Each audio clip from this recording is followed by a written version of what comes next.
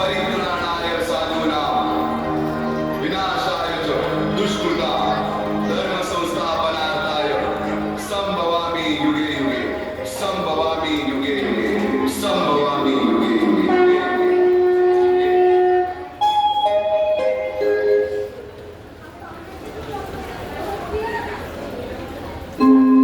यदा यदा हि धर्मस्य ग्लानिर्भवति भारत अभ्युत्थानाम धर्मस्य तदात्मानं सृजाम्यहम् परित्राणाय साधूनां विनाशाय च दुष्कृतां धर्म संस्थापनार्थाय संभवामि युगे युगे संभवामि युगे युगे संभवामि युगे युगे।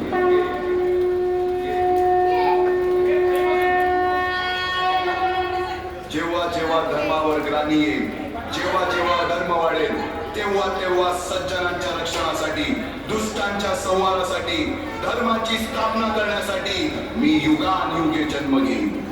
अशीच काहीशी परिस्थिती जेव्हा या महाराष्ट्रात निर्माण झाली, 350 वर्ष हा महाराष्ट्र अंधारात, आणि हाच अंधकार दूर करण्यासाठी एका युगपुरुषाने जन्म घेतला। याच युगपुरुषाच्या पराक्रमाची, सामर्थ्याची आणि स्वराज्य स्थापनेची लहानशी गाथा आपल्या समोर सादर करीत आहे।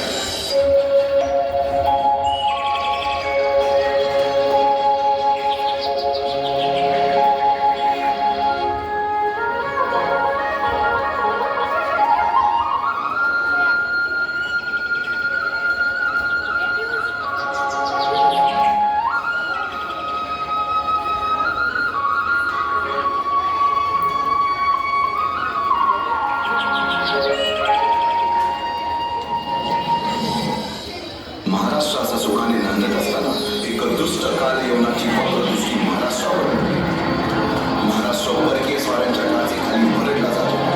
अपहरण, अपमान, जुलूम, जबरदस्ती, अन्याय, अत्याचार, मंदिरांची तोडफोड, स्त्रियांची, धनधान्यांची लुटालूट थांबता थांबत नव्हती। जेव्हा आपल्याच घरात गोठ्यातली गाय आणि घरातील माया सुरक्षित होते, तेव्हा घरातलाच अंधकार मनात घर करून बसतो। अशा वेळी साधू, संत, लहान, थोर, लेकी, बाळी अवघा महाराष्ट्र देवाला गाराणं घालतो। अरे जेजुरीच्या खंडोबा, पंढरपूरच्या खंडोबा, तुळजापूरच्या भवानी आई, दारुगड, दारुगड आई, दारुगड।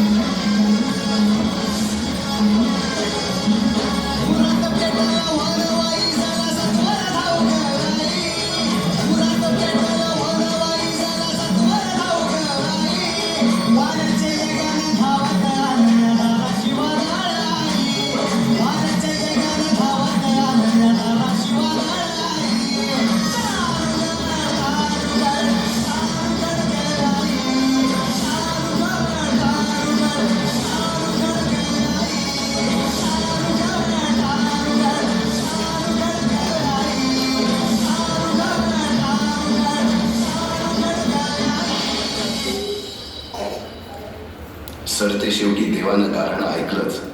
शालिवन शके 1551 शुक्ल नाम संवत्सर उत्तरायण शिशिर ऋतू फाल्गुन मध्य तृतीयेला सायंकाळी शुभ लग्न उदित असता कलियुगातील नरसिंहाचा, ग्रहमंडलातील सूर्याचा, नक्षत्रातील ध्रुवाचा, या सम छत्रपती शिवरायांचा शिवनेरीवर जन्म झाला।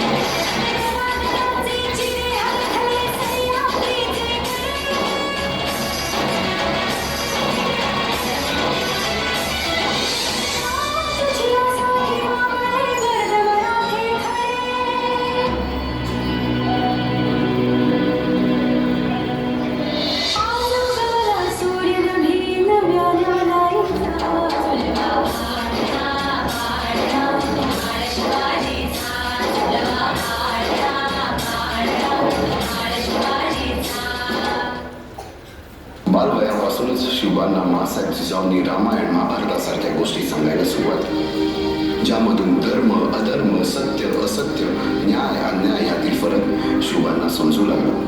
तसेच शस्त्रास्त्र व शास्त्र या शिक्षणासाठी शहाजी राजांनी अनेक कर्तबगार माणसे नेमली, जसे की दादोजी कोंडदेव, बाळकृष्ण पंत, रघुनाथ पंत, शामराज पंत अशा अनेक कर्तबगार माणसांच्या नेतृत्वाखाली महाराज बालवयापासूनच घडून लागले.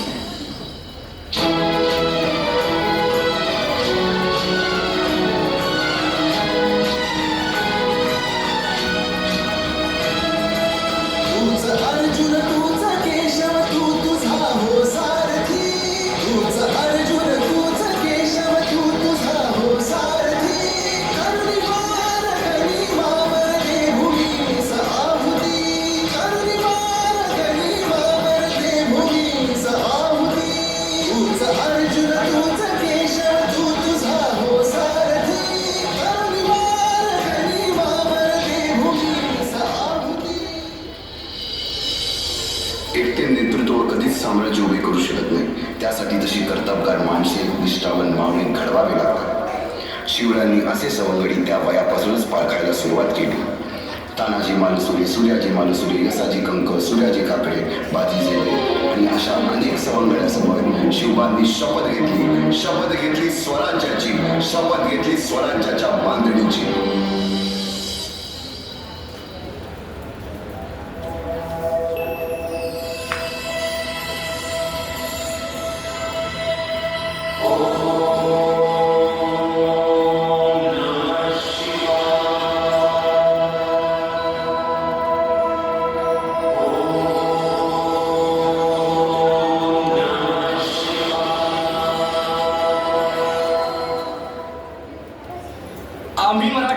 आम्ही मराठे यवनांची पीडा नष्ट करण्यासाठी हिंदवी स्वराज्य स्थापन करीत आहोत. यवनांची पीडा नष्ट करण्यासाठी हिंदवी स्वराज्य स्थापन करीत आहोत. राष्ट्रभावनेने संघटन करून देशावरील परकीयांचे आक्रमण नष्ट करीत आहोत. स्वकीय व परकीय शत्रूंचे उच्चाटन करण्यासाठी स्वराज्य स्थापन करीत आहोत. यात तू आम्हास यश द्यावे. हे राज्य व्हावे ही तर श्रींची इच्छा. रायरेश्वरासमोर शपथ घेतली आणि स्वराज्याची गोडदोड सुरू झाली. तोरणा किल्ला घेऊन स्वराज्याचे तोरण बांधले. पुढे मुरुंब देवाचा डोंगर, कुवारी गड, सुभान मंगल, कोंढाणा, शिरवळचा किल्ला, पुरंदर आणि 12 मावळ स्वतंत्र झाला. पुढे राजांनी पराक्रमाने जावळी देखील घेतली. परंतु त्यानंतर स्वराज्यावर ओढवले भले मोठे संकट. ते संकट म्हणजे अफजल खान.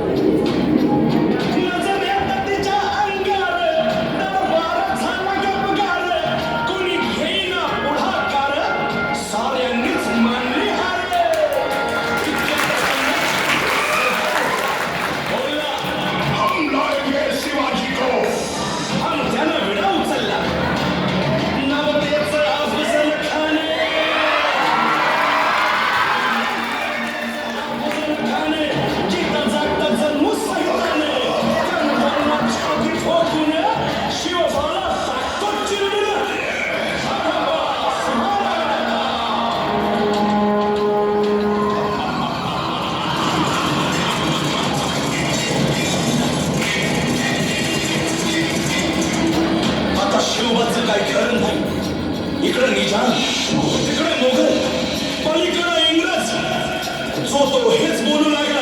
महाराज आपला जीव मोलाचा आहे. खानाचं सैन्य अफाट आहे. त्याच्यासमोर आपला टिकाव लागणं अवघड आहे. काही दिवसांसाठी आपण कुठेतरी अज्ञातस्थळी निघून जाऊ. काय म्हणाले रायबा? मासाहेब, आम्हाला आमच्या जीवाची पर्वा नाही. राजांचा जीव वाचणं गरजेचं आहे. रायबा, शिवबा केवळ आमचा पुत्र नाही तर अवघ्या मराठी जनांचा स्वाभिमान आहे. या मातेने आपला पुत्र गमावला तरी बेहत्तर, परंतु भ्याडपणे पळून जाऊन या मराठी मुलखाचा स्वाभिमान गमावता कामा नये. अशा वाघिणीचा मासाहेब आपला पुत्र आणि मराठी मुलखाचा स्वाभिमान विजय टिळा लावूनच परत येईल.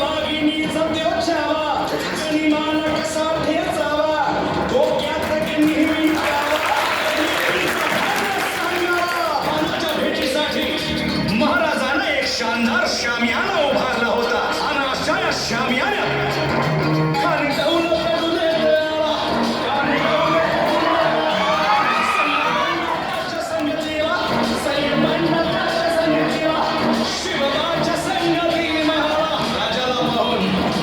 राजाला पाहून खान म्हणतो कसा, आओ शिवाजी, आओ हमारे गले लग जाओ. खानानं राजाला आलिंगन दिलं आणि धिक्कार केला. खानाला अभिमान मान्या, खानाला अभिमान मान्या. कटारीचा वार त्यानं केला, कटारीचा वार त्यानं केला. खरखर आवाज झाला, खरखर आवाज झाला. चिलखत होतंय अंगाला, चिलखत होतंय अंगाला. खानाचा वार फुका गेला. खान यडपडला. इतक्यात महाराजानं पोटामंदी बिचवट केला. पोटामंदी बिचवट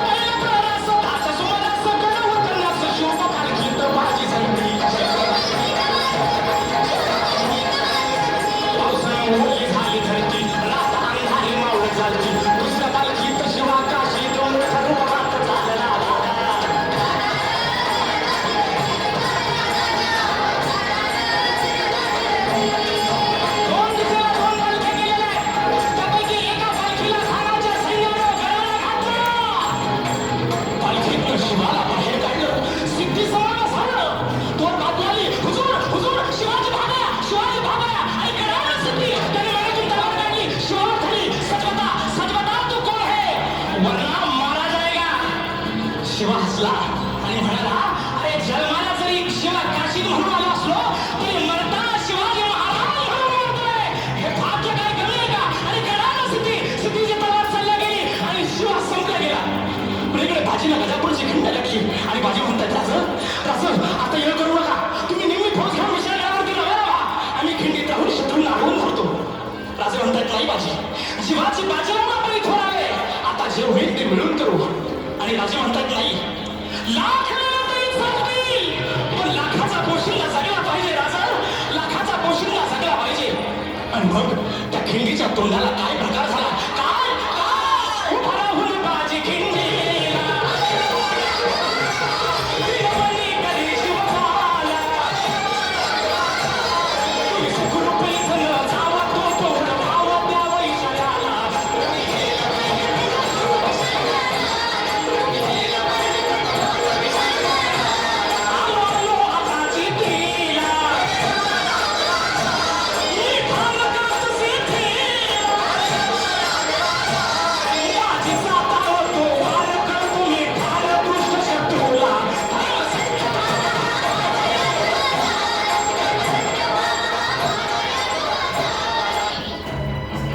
तेथील रयतेला सुरक्षा हवी आहे.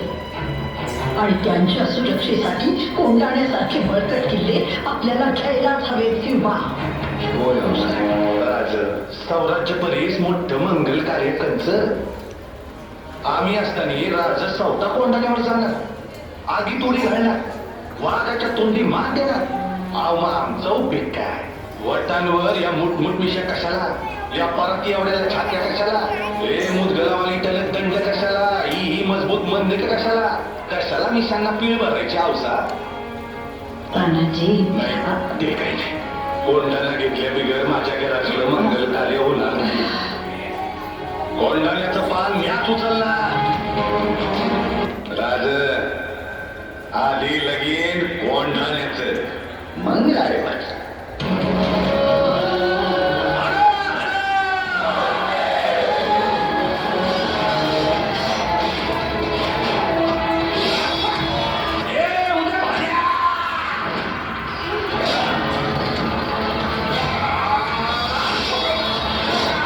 तुमच्यासारख्या मोगलांच्या गुलामांना हे कधीच समजायचं नाही का सौराज्याचं शिवाजी राजांचं आणि भागव्याचं रक्षण कराया आम्ही मराठे छातीचा कोट करून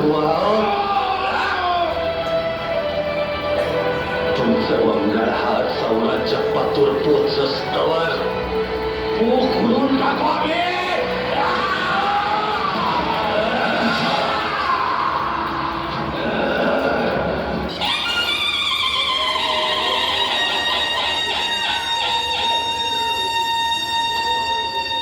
साडेतीनशे वर्षाच्या काळा रात्रीनंतर अरुणोदय झाला. भगवंतांनी दिलेला शब्द खरा झाला. हिंदवी स्वराज्य